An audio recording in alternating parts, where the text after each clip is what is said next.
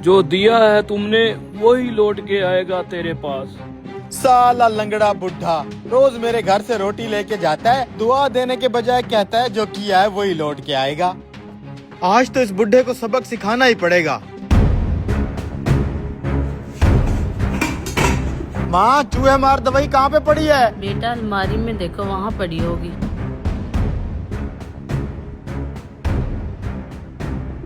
ये चूहे मार दवाई इस रोटी पे लगा देता हूँ।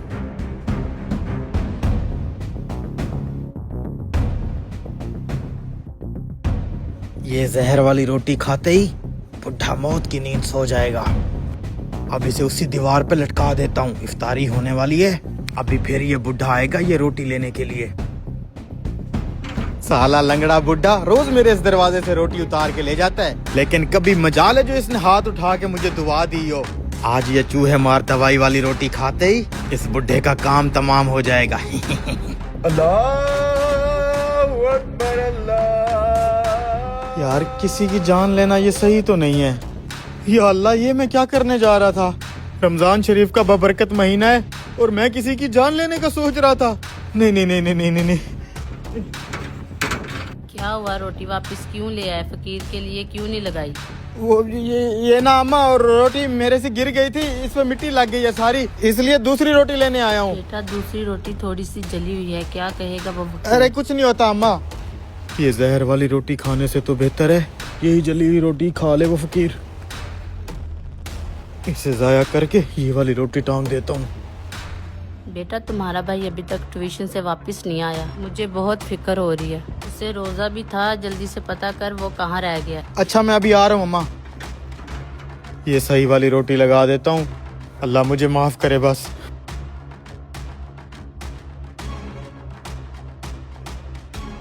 जो किया है तूने वही लौट के आएगा तेरे पास। बेटा मुझे बहुत टेंशन हो रही है, तुम्हारा भाई अभी तक ट्यूशन से वापस क्यों नहीं आया? शादी का टाइम होने वाला, जाके उसका अच्छा पता अम्मा तू कर। टेंशन मत ले, मैं अभी मास्टर को फोन करके पूछता हूँ क्यों नहीं आया। शायद उसकी एक्स्ट्रा क्लास हो आज।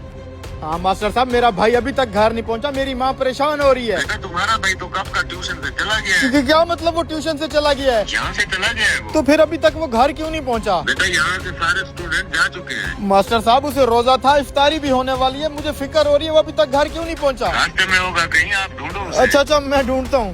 बेटा इसी गली में है ना तुम्हारा घर? हाँ जी। अरे अशी कहाँ था यार, तुझे कहाँ कहाँ नहीं ढूंढा मैंने। ट्यूशन से इतना लेट क्यों आ रहा है? टाइम देखा है तूने? तुझे तो पता है माँ इतनी परेशान होती है, टाइम देखो जरा। भैया मेरी तबीयत खराब हो गई थी, मैं गिर गया था। गिर गया था? कैसे? बेटा लगता है इसका बीपी लो हो गया था, कमजोरी की वजह से ये रास्ते में गिरा हुआ था। ये तो मैंने जाके इसे उठाया है। भला हो उस लंगड़े फकीर का जिसने अपने हिस्से की रोटी इसे खिलाई। वो खाने के बाद इसके जिस्म में कुछ ताकत आई और मैं इसे लेके यहाँ आ गया। भैया वही लंगड़ा फकीर जो हमारे घर से रोज रोटी ले जाता है, उसने मुझे रोटी खिलाई।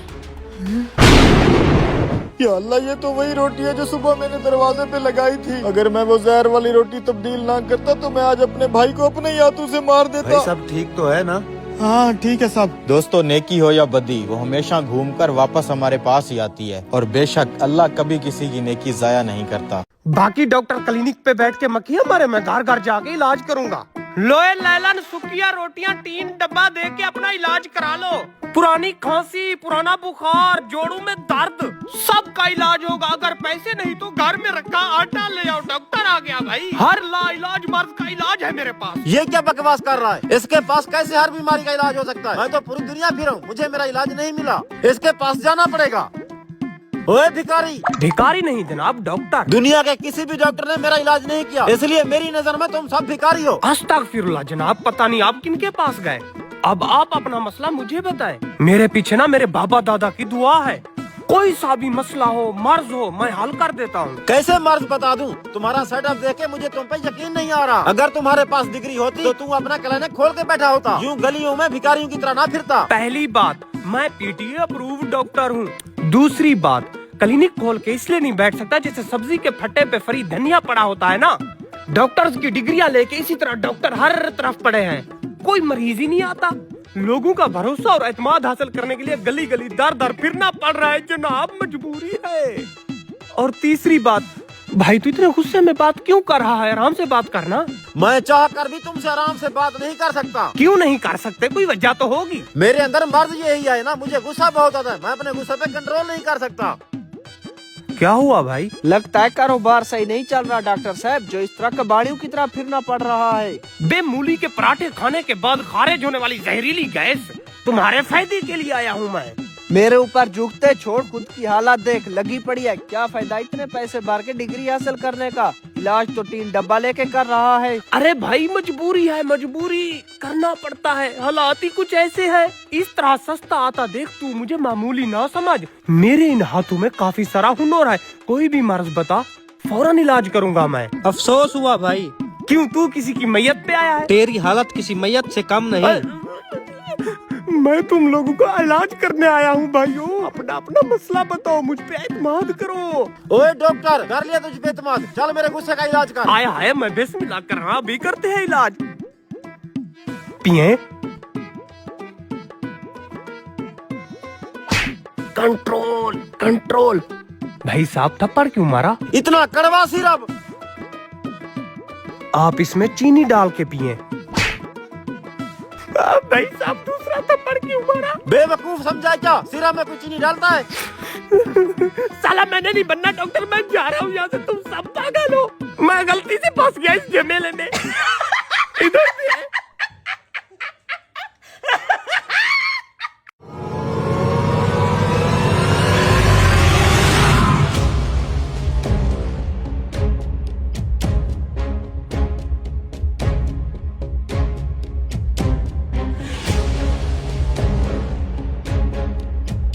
उस्ताद देख लेने वाला आ गया है। ठीक है, जल्दी से चिकन कोरमा देख के अंदर डाल। जी।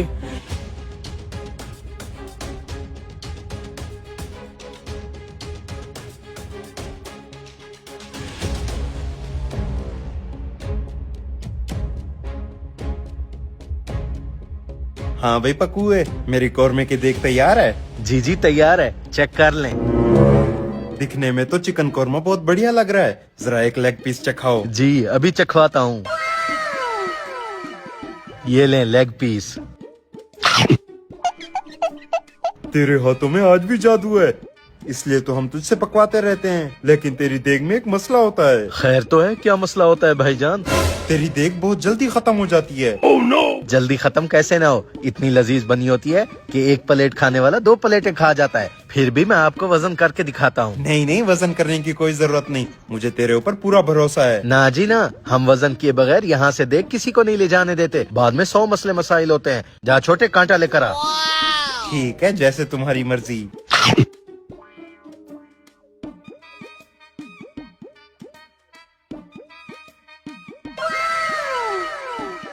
देख लें भाईजान, टोटल 25 किलो वजन है, 10 किलो देग का और 15 किलो कोरमे का। ठीक है, मुझे तो तुझ पर पहले से यकीन था। भाई साहब, आप इस देग को लोड करने के लिए सवारी लेकर आए, मैं जब तक इसका ढक्कन दे देता हूँ। चल बे, नीचे उतार।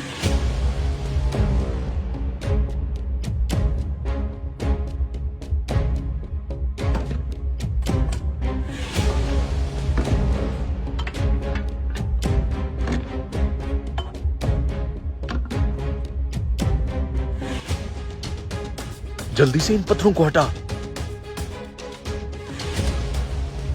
ये वाली देग उठा लो।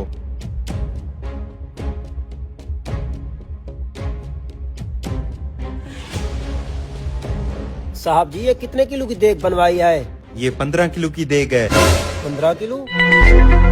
वजन के लिहाज से ये बिल्कुल 15 किलो की नहीं लग रही। नहीं नहीं, मैंने अभी इसका वजन करवाया है। मैं भी 10 साल से देगे लोड अनलोड करता आ रहा हूँ, मेरे तजर्बे के मुताबिक ये देग 10 किलो की है। चलो फिर तुम्हारा 10 साल का तजुर्बा गलत करते हैं, वो रखा हुआ है कांटा, दोबारा चेक कर लेते हैं। जी अभी पता चल जाएगा।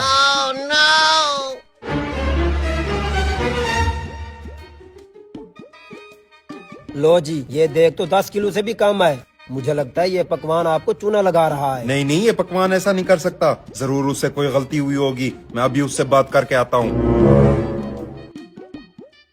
उस्ताद हर बार देगों में पत्थर डालकर उनका वजन बढ़ा देते हैं, अगर किसी दिन पकड़े गए तो बुरा फंसेंगे। ऐसे कैसे पकड़े जाएंगे?